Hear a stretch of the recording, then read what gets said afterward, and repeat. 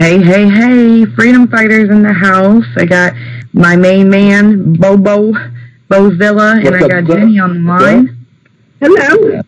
Might be a few more people calling in. We'll hear the name. They can announce themselves. But pretty much just an open call to see what's on everybody's mind and what's going on, because, you know, we're all in this fight together, and we communicate on social media, and there's so much activity. There's always a post that we're just shaking our head at, like, how can they get away with this? How can they do this? This poor person, that poor person, oh my God. And it's just, we really need the voices to be heard, which is why I want to do open calls, because we need people to hear the frustration, the desperation, the passion that we have for this, to make it all that much more real to them. Right. I agree with you 100%, and our collective voices mean everything. And on the flip side of that, there's so many people that message me through Sisters Against the System, and they feel so lost and so without hope. And then we'll have a conversation like this, and it restores their faith that there are people listening. There's a lot of buzz, too. There's a lot of us out there. So we just got to get everybody together and get that unity going, and it's happening. Right. Like, I see a lot of posts, and you see a lot of people posting, so you can tell that they're passionate about prison abolishment, prison advocacy, whatever they want to call it. We're pretty much fighting for the same thing. Steps need to be taken. I have seen some people fight about, well, I don't believe in advocacy, I just believe it should be abolished. Well, we got to start somewhere, so we can take the steps in the beginning together. Right. To see the post, I think it is so much more important to hear the voices and the desperation and the passion that we have to get people to understand, because sometimes expressing yourself in written word, you just can't get it out as you could express it to somebody face to face. You need to be able to hear them. So I just want us to all be able to join voices and be able to come together like once a week and just say what's on our mind. What has bothered us this week? What stood out to us each this week, because it changes up. Absolutely. Yes, that was something. You're right. You're so right. My big thing is I hope that people just don't join the bandwagon just for speak. You have to speak. Eventually, you're going to have to be seen to tell people how you feel. Because my thing was, I was scared to say stuff at one time because I was a CEO. I know how this is going to the repercussions going to come back and do. But I'm bigger than everybody else. I'm not worried about it, so I just go ahead and say what I'm going to say. As long as I have the facts to prove it, then I'll say it. Right. I just don't speak about prison stuff now. I speak about police brutality on the outside the walls. I just seen something yesterday. I found out what city it is. I'm going to speak on that because the young black man was in the car. Police officer came up to him and said, "What are you doing? What's going on?" He said, "I'm in my pocket to give you my ID." The police officer snatched him out the car, beat him up, and pepper sprayed him. He kept on saying, "I can't breathe." His girlfriend got the car, and she said, "He can't breathe. Please get off. Let him breathe." Right. They pepper sprayed her. So I don't know what happened. They got to put. I think I said it to you too, Dawn.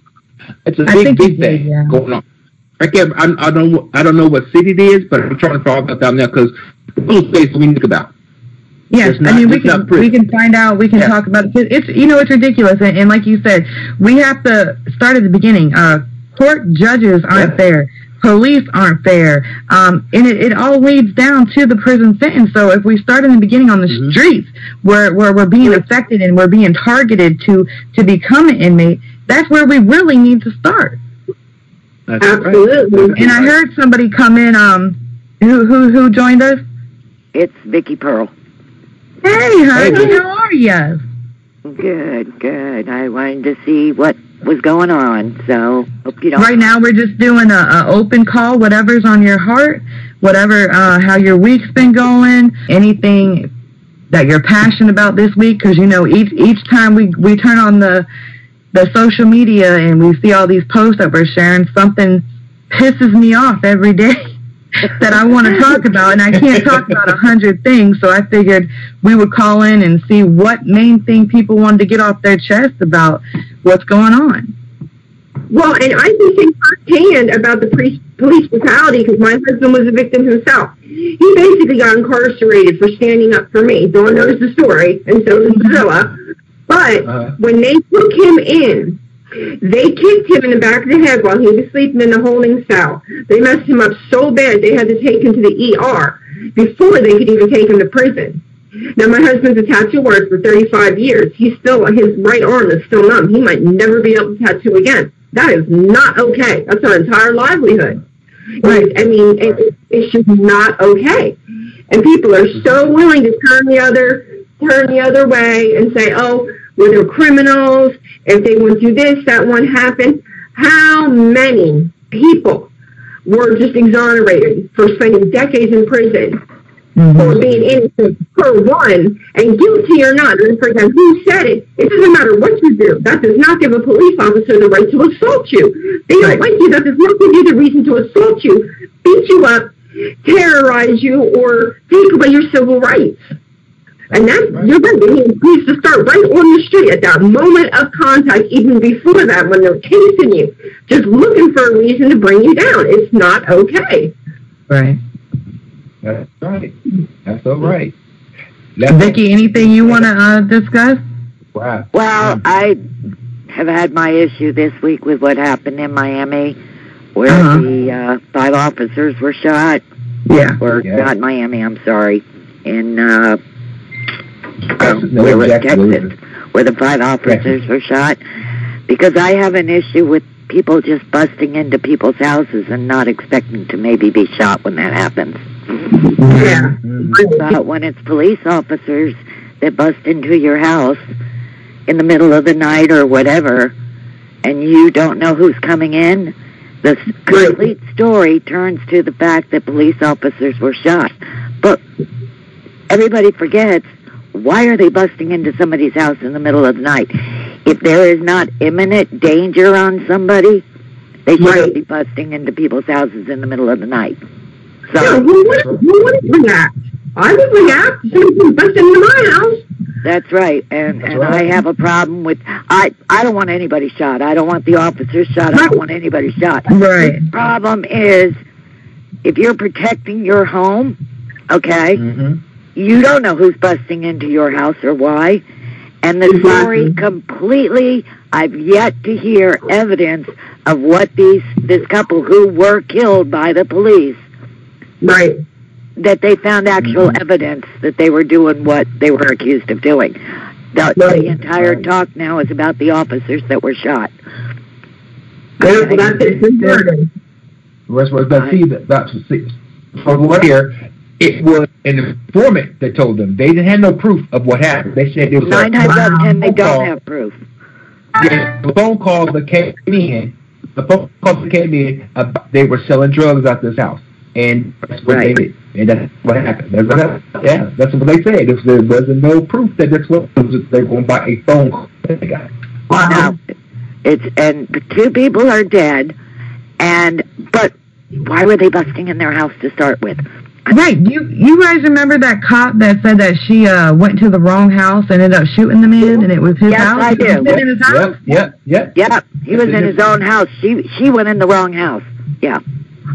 There's just no reason to do that unless somebody, like you said, there is an act of domestic violence, rape, something where there is imminent danger. There is no reason for that.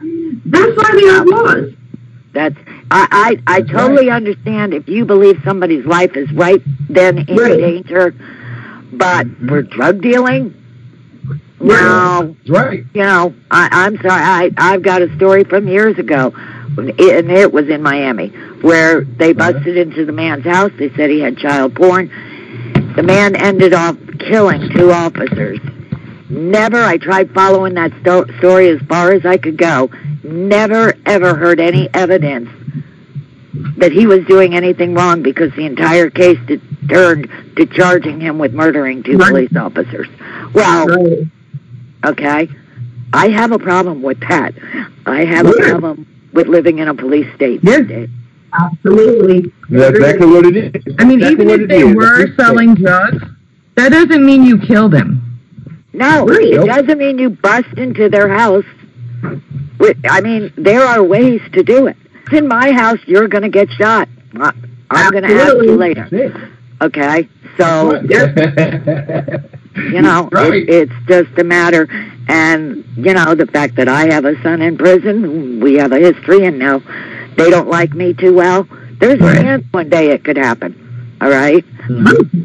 I think it's terrible, and I will tell you, you know, my husband's been a firefighter for 40 years.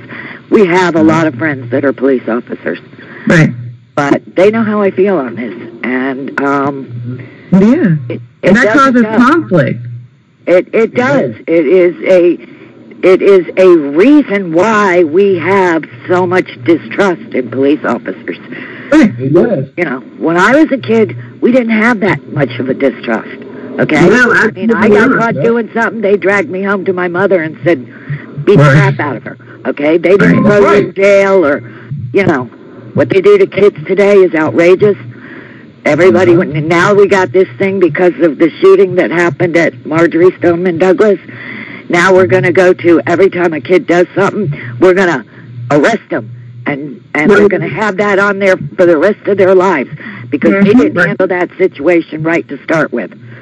So, you know, I also think that a reason that we might not have had such a fear of the police when we were younger is because a lot of it wasn't being recorded. There was no camera phones. Right. We didn't know everything that they were doing. I do believe that they were just as corrupt. I just don't think that we knew it. So they could be more genuine and caring looking in front of our face. Right. Because we had no clue I had no clue what a blue code was in the corruption when I was growing up. But the times, again, we're a bit better because we could play outside without having to worry about being sold on the black market for sex. Right. So times are different. No. Yeah. I will say times are different. And personally, I wouldn't want one of my sons to be a police officer. Okay? I know. It's and that goes for a lot of different reasons.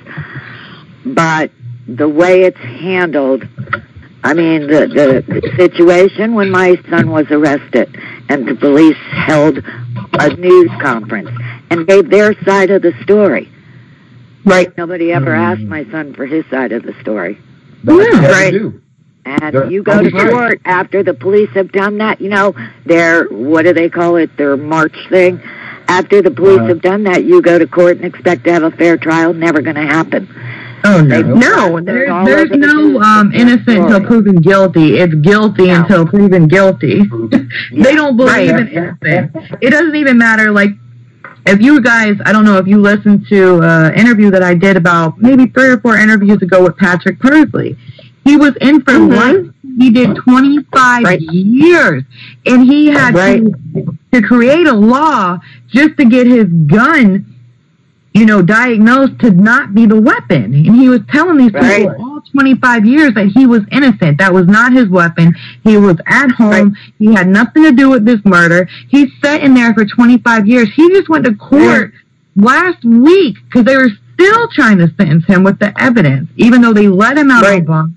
He had to go back to trial, and he won. I know. He is now a free man, and I am so excited for him. But if it can happen to him, how many others? And we hear about it every week. This person found innocent. This person found innocent. This person actually found innocent after he's been killed. Right. Yeah, I mean, with us, we had the evidence to show his my husband's innocence on our security cameras. I brought that up in his preliminary trial because the guy down the street that the altercation was with was the son of a good old boy around here. When, you know, a week later, one of my security cameras went out. I still have the taser cartridge from where they shot my security cameras out. Brought him down to pick a jury, took him right to trial. No chance to even submit the evidence. They tried to get him for 84 years for a verbal argument. I mean, it's just so bad. It's so bad. Verbal argument. I have a verbal argument like 3 or 4 times a week, which is my own friends and family. Right, exactly. Yeah, there was a dog coming up at me. He told him to get away. they came in the house, and 15 minutes later, there's a cop with a taser gun in my backyard, in my back door, screaming for him to come out. Yeah, I mean, it's absolutely ridiculous. And he's doing 30 months on it, because if not, they could have found him for 84 years. So he was forced into that plea trial. I know. I did the same thing. I was sent. They wanted to give me 15 years because I said, you know what? I want, like I said, I wanted it off the media because I was on the media, on the news and kind of stuff. I want the media so my wife could go to peacefully. She was getting that. They'll go, well, that's your husband because your last name is Bo. So was that husband? Then my daughter has to go to school, and she went to predominantly white school, and she's a black female. So you know what's going to happen to her. So I said, let me go ahead and go to trial. Take it to trial. Right. You know what? The thing we do is if we want to stand up to what we're standing for now. Right. To get people for that type of stuff to happen. It's just so unfair. Looking at us for speaking up against that. They don't like stuff like that. We need to be prepared for it. Yep. I tell my mother that. I tell my wife that. I told her, I said, you need to make sure you have my money in your account. So if I need an attorney, to get an attorney for me, just in case something happens. Right. Yeah, it is. Because if you get a public defender, you might as well be being represented by the state attorney. Right, and that's exactly what happened. It's exactly what happened in our case. You know what I mean? And he didn't even see his attorney before the freaking hearing. Not once. Well, let me take that back. How are you going to defend him? Majority of the time, if you get a public defender, you might as well have the state defending you. But I have found that there are some public defenders that will go to war for you. And it's very rare, it's very odd, but to those public defenders, salute. Yeah. Right. I paid an attorney, so now my son has no recourse. Okay? Had we taken a public defender they offered, we would basically have a recourse because she was new on the job. All right? I got no recourse now. I can't bring up all the mistakes that my attorney made, really. We've tried. But he was a high-priced attorney, so it's like he doesn't make mistakes. Right. Okay, a public defender, they'll look maybe for mistakes. Right. So, Wow. Yeah, look, we don't have a whole lot going for us no matter what. I mean, I don't care which way you go. It's the luck of the draw. Whether you pay your attorney or you take a public defender, as soon as they put you out there that they've got an arrest to throw you in prison, cards are stacked against you. That's all it is. High. It is. It is high. Is that right? And that's the best way to look at it. Your deck is already stacked against you. Say you're going to jail. Yeah. So you never know what's going to happen. Because you are not innocent. And well. Anyhow, I'm sorry. You're bidding. I get aggravated. We all do. We all do. And we need to be there to where we can express our aggravation, our frustrations to people that understand, because in society, we're looked at as, why do you care about inmates? Why do you care about people that broke the law? They have such a closed mind because of media that anybody that gets arrested deserves to be arrested, and they're better off without them on the street, when that is so not the case. No, it's not. Wow, it's so right. No. Oh my God, you're right. And they don't care until they are personally affected. Right, and then you get the phone call. Oh, gee, this happened to my son or my... What do I do? I don't know, pray, because that's what you got left. Right. You know, I get phone calls like that. I do. You're right. Yeah. I mean, look at all the different social media sites that I know that we have infiltrated personally. I know Dawn, I know you have.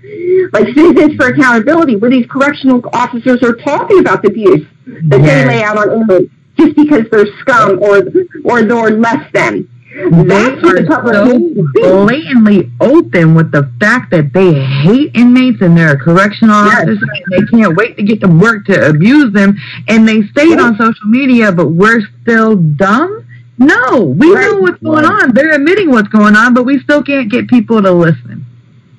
No, but I do believe we're getting, I don't know. I have a good feeling this year that we're gonna start making movement. I really do. I do too. So much chatter. Yep, there's so much chatter. Is everybody gonna be there in March? Yes, I am. I will. Yes, because that's the whole point. There are more of us than there are of them. Absolutely. We just have to show them that there are more of us.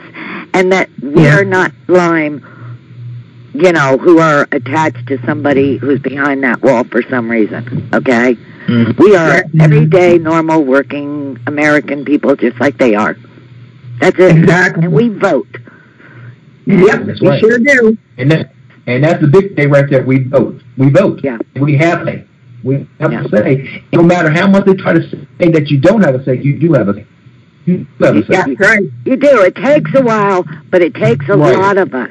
It can't be 5 or 6 people, okay? It's got to be a lot of us.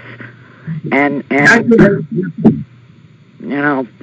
right. You're true. I think I do think that we're going to have changes this year. I do feel like, it might not, I don't think it will ever be perfected, but I do think that we can make groundbreaking changes this year. And I do think that we need to start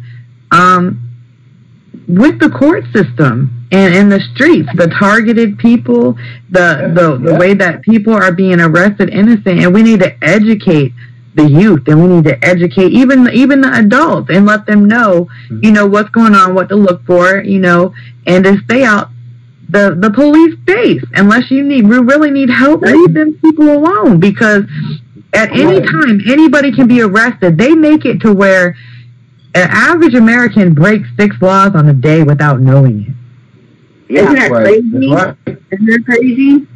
So they can arrest anybody when they feel like it, to keep them in prison, to keep them as slaves, to work and keep the elite rich, and they don't give a damn about your innocence. They don't give a damn about you being taken away from your children. They don't give a damn about your children crying at night. They don't give a damn about your mom having nightmares at night. They don't care, because they're going to eat dinner off the work of your back. Yeah, prison for profit only works when there's prisoners there to do it. They create a demand for inmates. And as long as we have a demand for inmates, we're in trouble. Absolutely. Wow. And the transparency is key, because people don't realize how much of our economic structure now depends on people being incarcerated. Like, people just don't realize it. Like, our economic structure would almost collapse if the prison system would halt today. Well, in Florida, from policymakers to the judges, everything. I said to everybody, when you're going to McDonald's, that meat that was ground was probably ground by inmates. They make those clothes, those uniforms that they're wearing. Yeah, everything. Have any of you ever, well, I'm sure somebody there has been over to visit by Rayford, in Rayford. My son's in Florida State. We're all over the country, so. Yeah. In Florida, okay. now. Well, I went in when they were trying to stop our visits, and I went into the hotel and spoke to the hotel manager. And I asked her, what happens if they stop our visits to your little town here? She said, they're dead. I said, then you guys need to go fight to keep our visits. I said, because we're not here spending money staying in your hotel and eating in your restaurants if they stop our visits. I can't visit my son. Why would I be here? Right. The first thing that would go would be that continental breakfast. The waffles? Yeah. Donuts and coffee. Yes. We can't afford it this week, folks. But I mean, that's the point. Bringing everybody into this. I said, you've got a beautiful little town here. There are other things you could be doing besides making money off of the fact that you have 3 prisons sitting here. Okay? Right. And that's where our state in Florida These little towns where we have all our prisons, they have nothing else but the prisons. Right. And I spend time going around these towns and checking out their little, and they should promote that stuff and start backing off making money off of keeping people hostage. All they are is, let's fill up beds so we can make the money. That's all it is. Right. I agree with you. Well, and I mean, I've done some digging too into the campaign donations, and that's another thing. You have these prison praise for, like GEO and whatnot, that are contributing to people getting elected, in public office. Yep. So therefore, that affects the policymakers, who's writing the laws, and everything. So it is so deeply ingrained. It is unbelievable. GEO, what did they donated $267,000 to the Democratic Party at the last election. I mean, it's unreal. That should not be allowed. That's another avenue that needs to be targeted. Yeah. It's all a money game. And I don't know, isn't that like conflict of interest? I don't know, just saying. Thought that was illegal, but we are allowed to do that.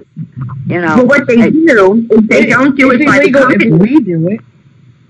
They have each one of their in each one of their employee names. They donate, say, $1,000. Certain amount. That way, it's not coming from the company. That's how they get around it. Yeah, and then they give bonuses to their employees. Exactly. Yeah. Yeah. There are a lot of different angles, and I agree. I think the courts is a big place to start. I do believe we have enough groups now around the country that we can all take certain issues and work on all those issues. Right. Yeah, and I mean, we're in a whole bunch of different states. Who joined us? Hi, I'm Melissa, Dawn. How are you? I'm from Arizona. Hello, Melissa. Hi. Hi. Hi, everybody. I'm good. How are you? Doing good. Hey, I just want to let everybody know before we get sidetracked, the website that you can find out those campaign donations that I use is called opensecrets.org. You can look up any company's campaign donations on there. Oh, wow. Good to know. That's where I go hunting. That's good to know. Is that opensecrets.org. Yep. Okay. Well, Melissa, we're just venting and just talking about what's on our mind. Oh, I just wanted to say, if they keep up with all this merchandise making, they're going to push us into another recession. Seriously, because it has inflation, and these problems have to do with merchandise compared to consumer expectation. And if there's not enough people to buy these items, the country's going to go into a recession. Right. You're right. You're absolutely right, Melissa. I don't see why they're not seeing this. I mean, these people that are in charge of our country, these big companies, how can they ignore this? That's what's aggravating me. I agree with you. I disagree with that one.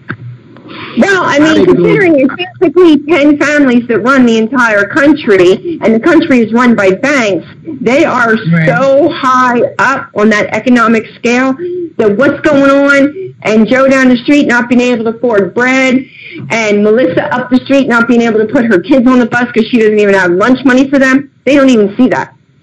No, they don't care about it. No, they don't. They know that.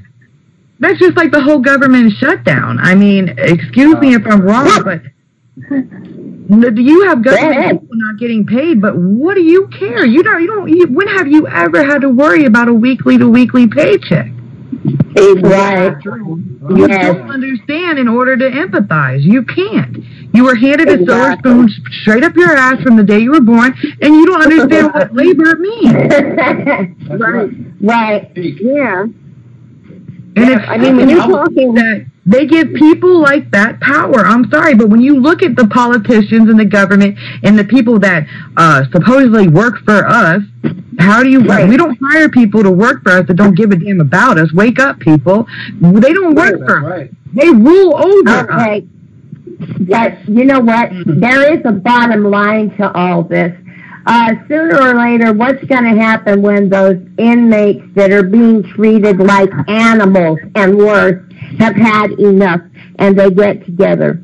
What happens if enough of them get out and go to the White House and burn it up or throw bombs inside? I mean, they're not taking into consideration that they are making dangerous people angry. And this is stupid. Right. I don't care. There you are. It's dumb. You don't do it. Right. I mean, I certainly don't endorse that kind of behavior, but that's what is being propagated. And, you know, people are getting desperate. It could affect those 10 families. When people do get mad and they set up, like you see people get angry with Black Lives Matter because they march in the street and shit gets crazy, but you got to understand these people are fed the fuck up. And that's exactly what you're talking about, just the prison scenario. Exactly. And here's my thing. Being that I've been to prison 3 times, sadly, it is a revolving door. They will find any reason to throw you back in. However, the reason that is not going to happen is because they have a leash tied around your neck. They train you to be obedient. They train you and they teach you that you are nothing and that you and your friends can team up and you still cannot do it. What is missing is unity. Right. Exactly. What is being instilled in them is fear. And they do this not only with the inmates, but with the public through TV, through media, through what happened to Ebola?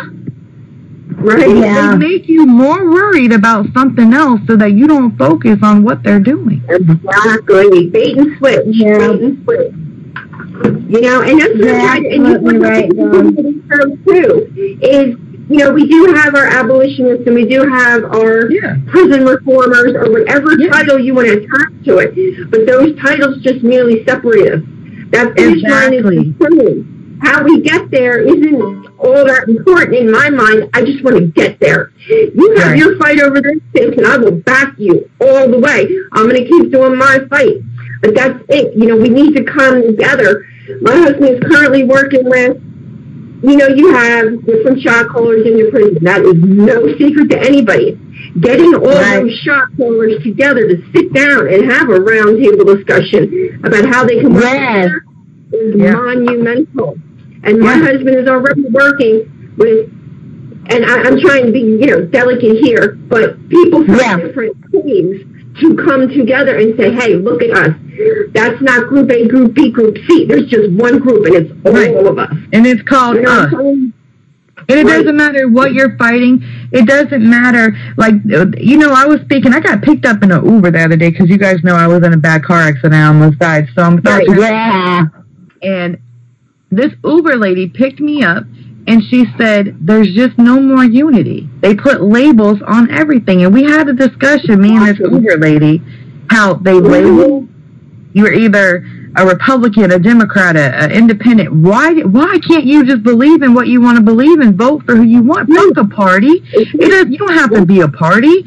You can believe in who you like. One year you might like a Democrat. One year you might agree with what the Republicans are talking about. You just go with who you are and what you believe in. Don't label it. You put a label on religion. Oh, you got to be Catholic. You got to be Protestant. You got to be this. You just be yourself and be nice and love people, and you don't need a religion. You can believe in God. You could be a tree hugger. You could do whatever. Just live life in love. Why they create these labels, and the reason they create all these labels on everything, even private school, public school, boarding school. Why is there label? It's just school. Right, exactly. Quit labeling everything, because with them labeling everything, they create separation. Right. Exactly. We have to be each other. Okay? We can't allow, you may have a different thought about one thing than I do, and that should be okay. Yeah, right. That's it doesn't mean because we disagree on a certain subject that we have to fight each other. Because if we change the subject, we will agree on something else. You are right. And they do the same thing with the people that are behind the wall. They separate them to make them fight with one another so they don't get unity. Because they're scared to death of them. Because you know what will happen if the people unite. They know what will happen. They distract us with the labels. They distract us with the fake news. There is fake news. I agree. I'm not a Trump fan, but I'm not I'm not no president fan. I ain't never liked any of them because I feel like they're all puppets working for a greater. I'm with you there, Don. Yeah, I agree. Separation because they're scared of what unity. They want racial wars. They want poverty wars. They want the blacks fighting the whites. They want the rich fighting the poor. They want everybody. They want the Democrats fighting the Republicans. They want the Catholics fighting the Protestants. It doesn't matter what label you are, the race, the religion, the political, as long as you put a label on yourself, they can divide you. And I can tell you proof of that happening in my husband's prison. Like I said, there's been a lot of unity over the last couple months, and they know what's going on. About a week later, and I'm doing it on this side, I'm talking to the wives. You know what I mean? And we're all coming together. And there's a big Muslim presence in our prison. There's also a big Amish presence in our prison. And everybody has been coming together.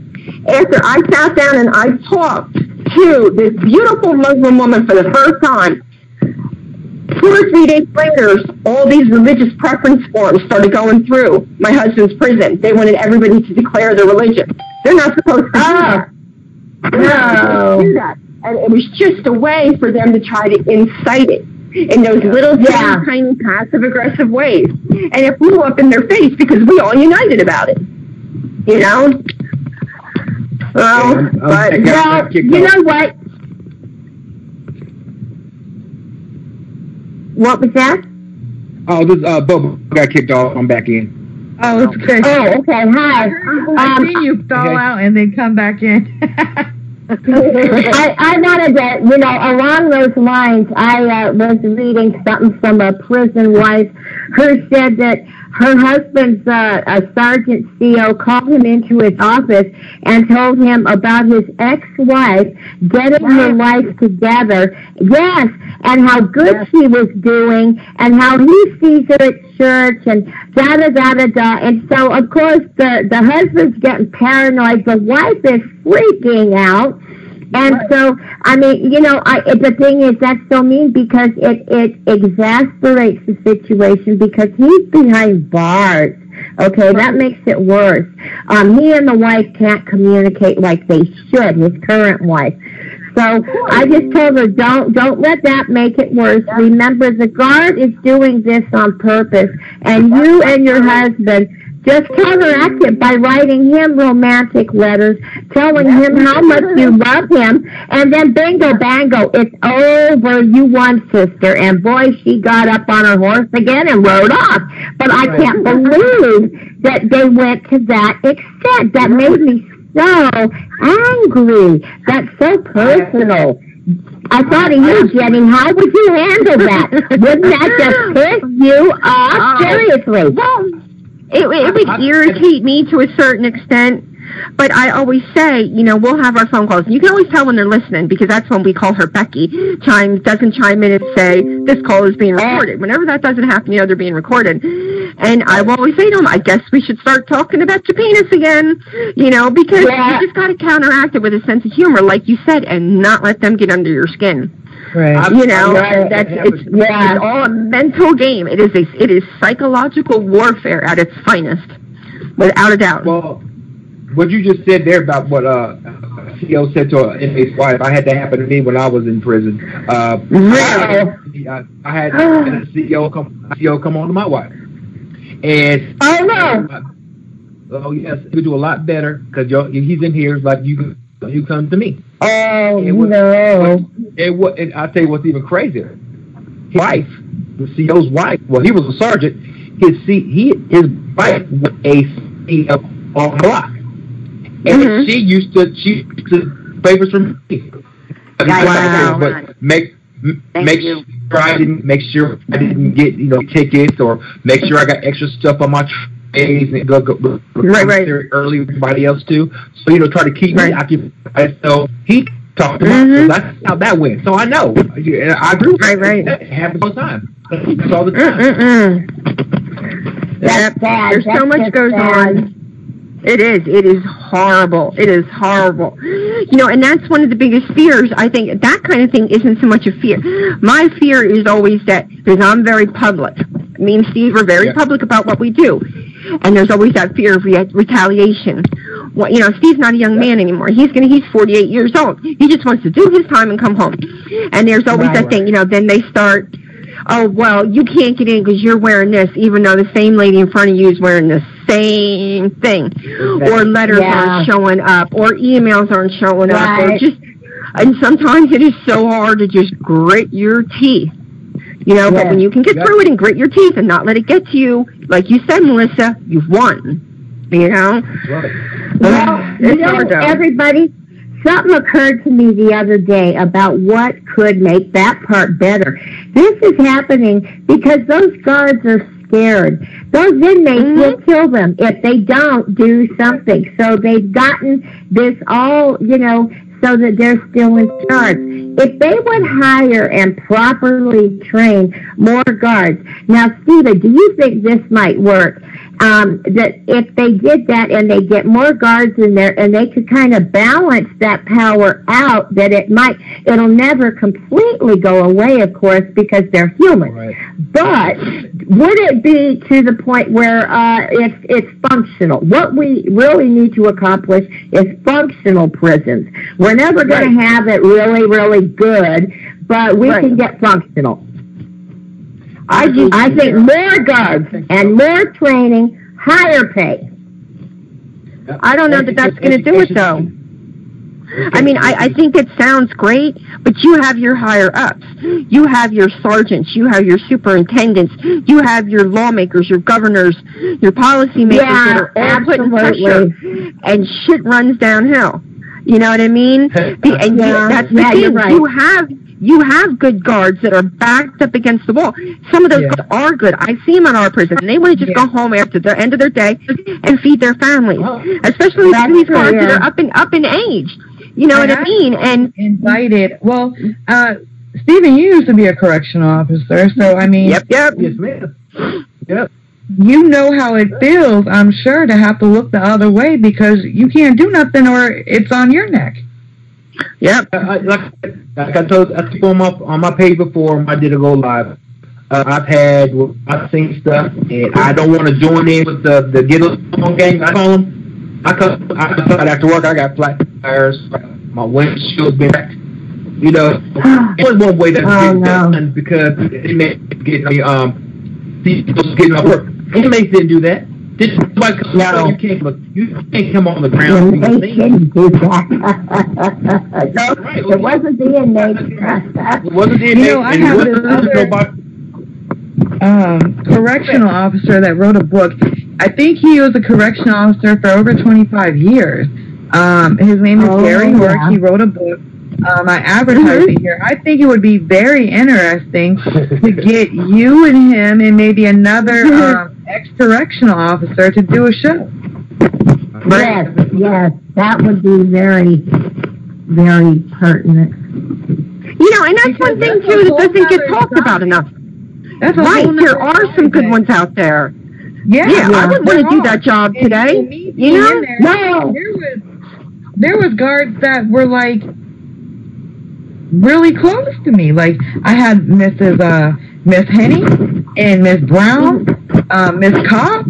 Like they were absolutely wonderful people. They treated us like we were equal in that. You know, they would even. I remember the one time Miss Cox, I had to go to outside medical. And you can't smoke for like hours. And I smoked cigarettes in there to pass the time. That's when you were allowed to smoke.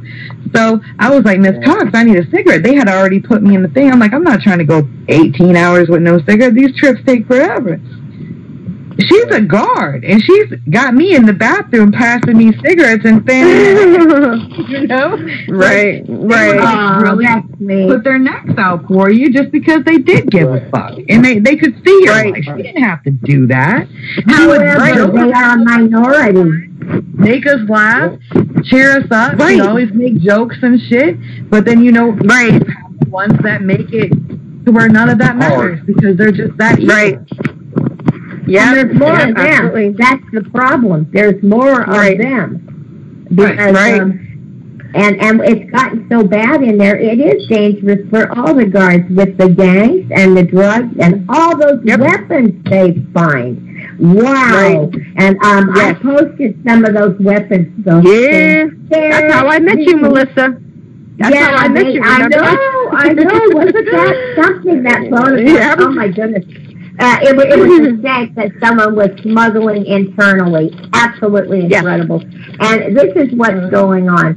So I know they're scared, but I'm thinking if they had enough of them in there to offset this power, because they've got to be safe. They cannot be afraid of the inmates. Isn't that right, Stephen? Or it's just not going to work. Somebody sane has to be in charge. Right. I mean, I think our best hope. There's not. Go ahead. There's nobody staying in charge. I'm saying, or every ward, it has to start in the prison system. It has to start with the has to be inmate friendly to make things work right. You can never be 100% inmate because it doesn't get done. Like it's supposed to. But you also need to be able to learn how to split 50-50 or 60-40. More inmate than possible. You need to you need to make the inmates happy. Right. Basically, don't let the inmate run the inside. Instead of running the inside, you have to make it comparable. Like stay, or they know to get home. You can't keep pushing somebody. You can't keep sticking with a stick. You don't go get mad, and when he gets out, you know what he's going to do. It's like a cornered dog. Exactly. Right. Exactly. Yeah. Eventually, and they will keep escalating it. Yep. That's what's going to happen. And in a lot of times, that's what they're hoping for. Because if somebody gets violated... And they're waiting for you so that they're justified in killing you. Yep, exactly. Or they do another hit, and they keep you in, and they're still getting that $300 a day from the state. You know what I mean? They keep that up, and then they can make that money off you. They use inmates for everything, right? They use inmates to fight the fires in California. So I'm sitting here thinking, I'm like, this whole government shutdown because of the wall. Why aren't they having the inmates go build it? Right. I know. I'm You know why? Because they don't need the wall. That's why the people were worried about ISIS terrorists come underground. The wall, hello? Stupid. Yeah, maybe they're afraid they're all just going to go over to Mexico and not come back.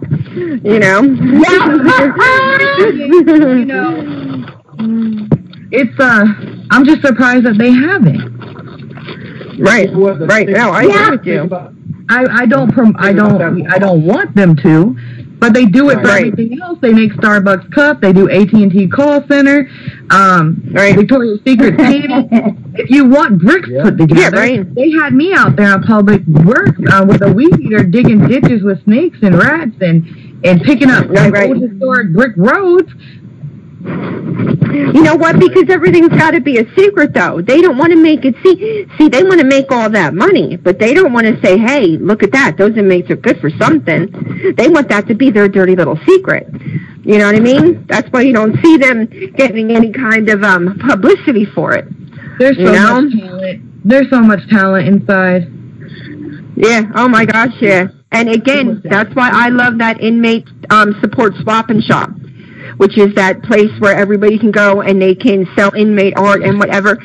And my husband said it really good to me the other day because I was telling him about some of the art I seen on there. He said, think about it. He said, a lot of these men in here and women are so angry.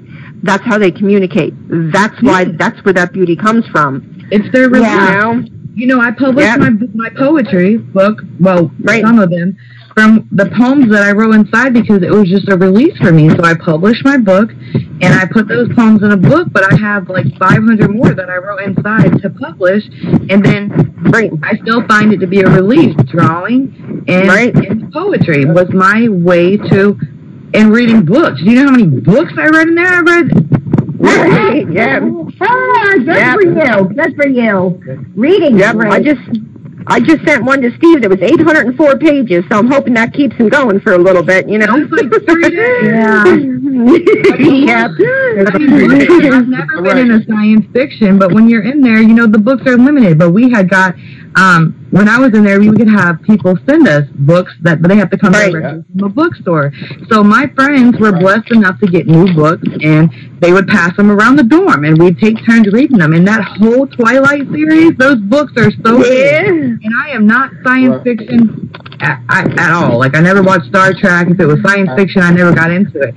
And those books were, like, so big, and I finished the whole series in that week because I was so into it. So when the movies came out and I was free, I was like a kid in a candy store. I was so excited. Right. I know. Yep. But, all right, well, I'm going to have to say goodbye because I have to take myself to work, but I want to say it was a pleasure speaking to all of you. I'm sure I will see you on the web, probably by the end of the day. All right, you take care, y'all. Have a good day, drive safe. Okay, you too, Jen. Yep, bye-bye. Bye-bye. Bye. So I did want to who's bring left here? Me, you, and... I'm here. There was another lady. There was another lady. There was another lady. Yeah, Vicky. Oh, okay, yeah. She fell out and she didn't return. Okay. All righty. So, Vicky in Florida, right? Yeah, she's in Florida. She's awesome. Oh, okay. She's been. Yeah, I've heard about her.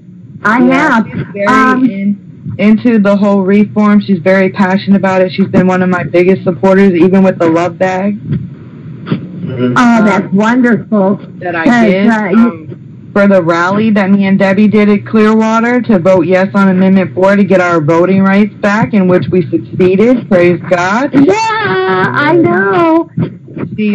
Florida needs you guys to vote too. You've got a lot of every time. You know how it is, Stephen. Just about every time I get on there to find news for my page, it's all about Florida. My goodness gracious! Have you noticed that too?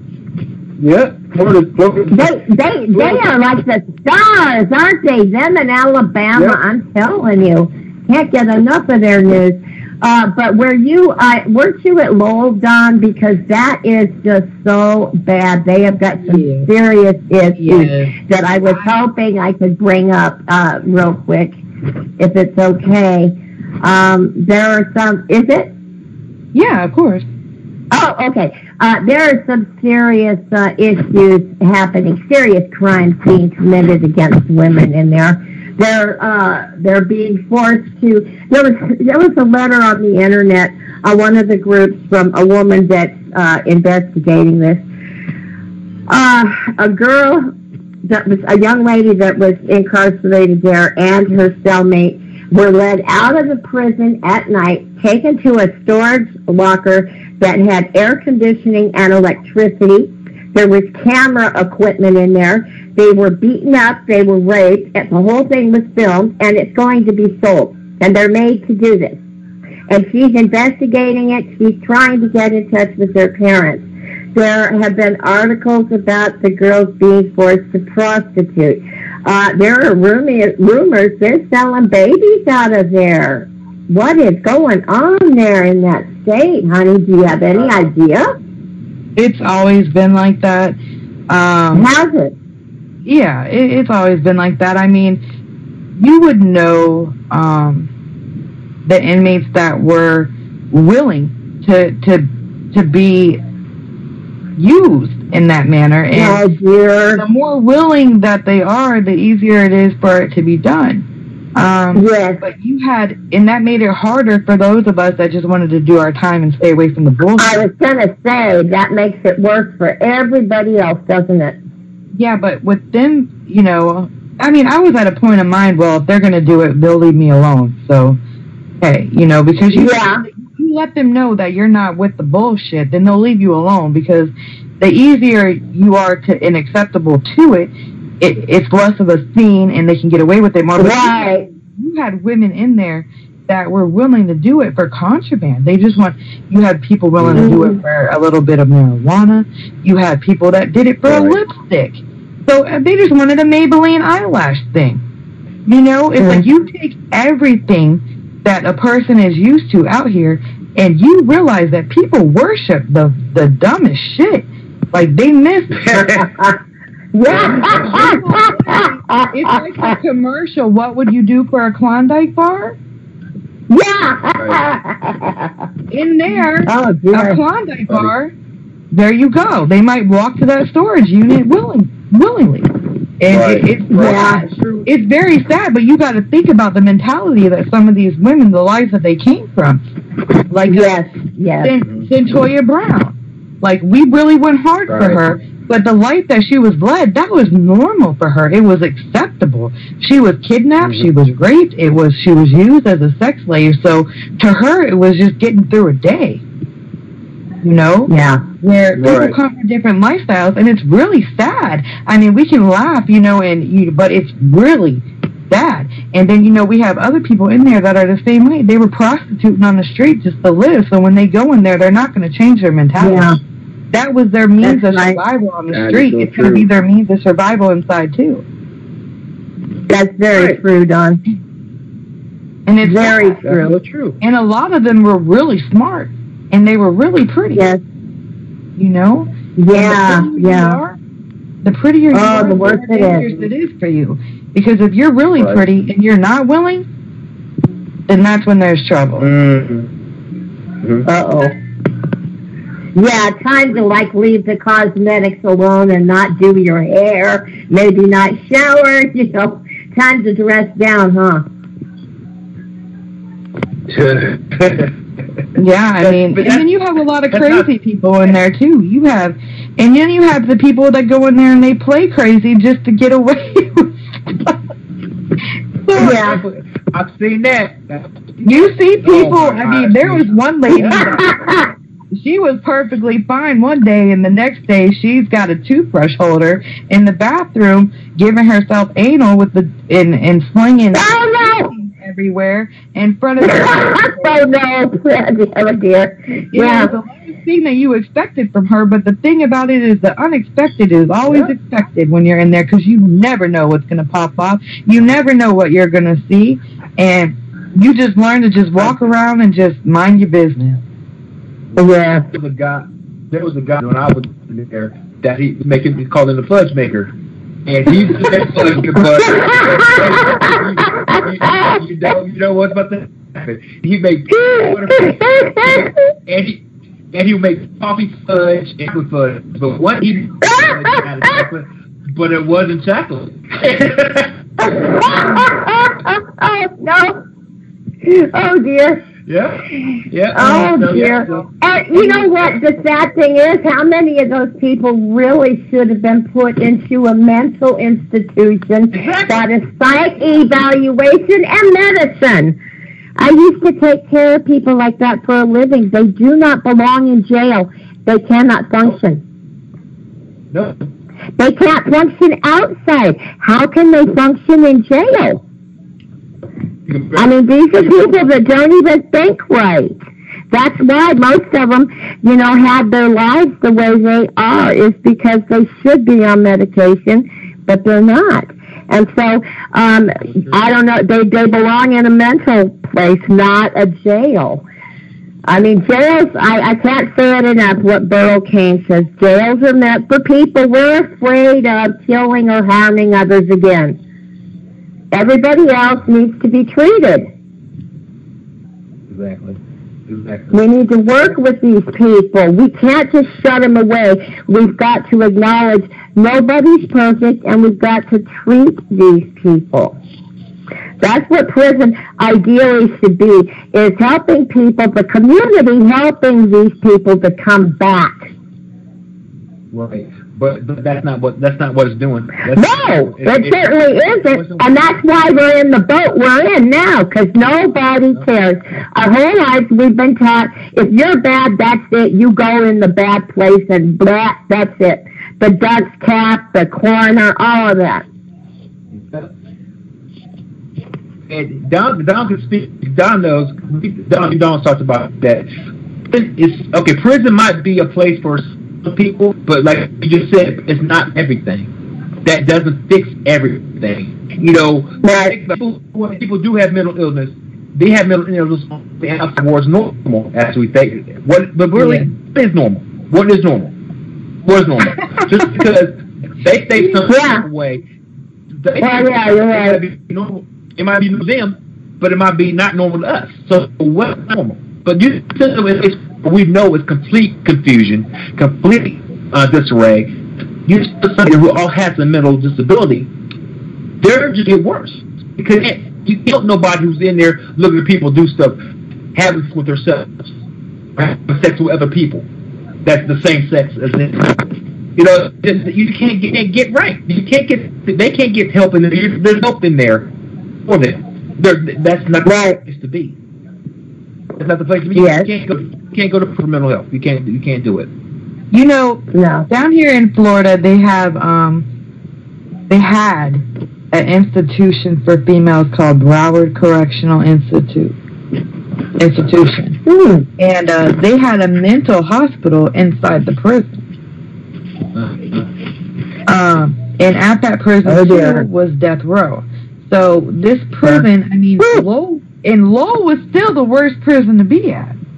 This institution has death row and the mental ward, and Lowell's still more dangerous. That says a lot right there. Right, but they sent me there one time because the psych doctor at Hernando Correctional was fucking the inmate. And I spoke out about it, and I'm like, y'all ain't sending me there. This pervert's trying to make passes on people. And promising psychotropic medicines so you don't have to deal with the reality if you do little favors for him. And I'm like, I need a different psychiatrist. This man's trying to, do some other shit. And because I spoke loud about it and he'd been there for years, they said I was crazy and shipped my ass to Broward.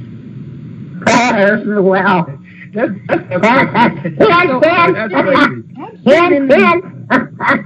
look, I'm sitting in the mental ward with all these people. Now, half of them aren't crazy. They just acting crazy because they wanted to get away from the situation that they were in, or they were trying to follow a girlfriend, or, and they know they can follow their girlfriend by acting crazy. If she went to Broward, they can act crazy, go to Broward, and then get out in 2 weeks and be with their girlfriend again. So, but half of them in there were pretty crazy, and I'm sitting there playing Skip-Bo, this card game with people that are really crazy, and I'm telling you, like, it was pretty fun watching them. I was entertained. By the stuff that I've seen, you see people get up at 3 o'clock in the morning and just start dancing with nobody. Really crazy people, but it kept you pretty entertained because there wasn't nothing else to do. And then I ended up being put on compound, and they actually made me sweep and mop death row hallways. That was my job. So I got to meet some of the infamous ladies that were on death row, like Arlene Warnos. They made the movie Monster. Behind her.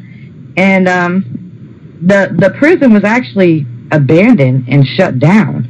I'm not sure what year that happened. I had already been sent back to Hernando. And when I got back to Hernando, by the way, they found out that what I was saying was true, and the psychiatrist officer got arrested. And he's on the news. If you look him up, his name is Dr. Poppy. Oh, okay. What a name. So you can look him up. He was on the news. Dr. Poppy, arrested from Hernando Correctional Institution. That's cute. Dr. Poppy is where you went when you wanted to poppy some pills. That's their name. It is very appropriate. Yeah. They have the whole prison that had death row in the mental institution is abandoned and shut down in Broward County, and people are actually now going through, and if you go on YouTube and you look up abandoned haunted prison tours, they're going there at night, they're staying the night, they're doing ghost tours of this prison, and I'm sitting here and I'm watching it, and they're walking where I used to walk, and it brings back, like, it's like, wow, like, it looks scarier now, but it was much scarier then. And yeah. I don't know if you believe in ghosts, but at certain times when you pause it, like there's spirits in there, and you pause it, and I would recommend, I wanted to run it on the YouTube page just to show people I was here. Like, these halls in the places that they're sleeping, I lived there. Right. Oh my. And it's so weird to see it abandoned. And I bet that's true. That's very weird. But I'm sure it's so haunted when you had death row and the mental ward right there. Oh, yeah. Yeah, you had to be honest with the death row. Yeah, like I said, it's a heck of a thing that death row and mental hospital, same place. Yes. Wow. And now it's abandoned and shut down, and people are doing haunted tours there. And I even told my son, because, you know, I like the little haunted shows where they go through the mansions. Right. In the mental wards, and I'd be watching. I'd be so scared, but I just can't look away. I know. Me too. Yeah. So I'm like, you know what? That's right there. And I'm like, maybe we should go down there one night and take a tour, sneak in, and take a tour and video it for the YouTube. And they're just looking at me like, no.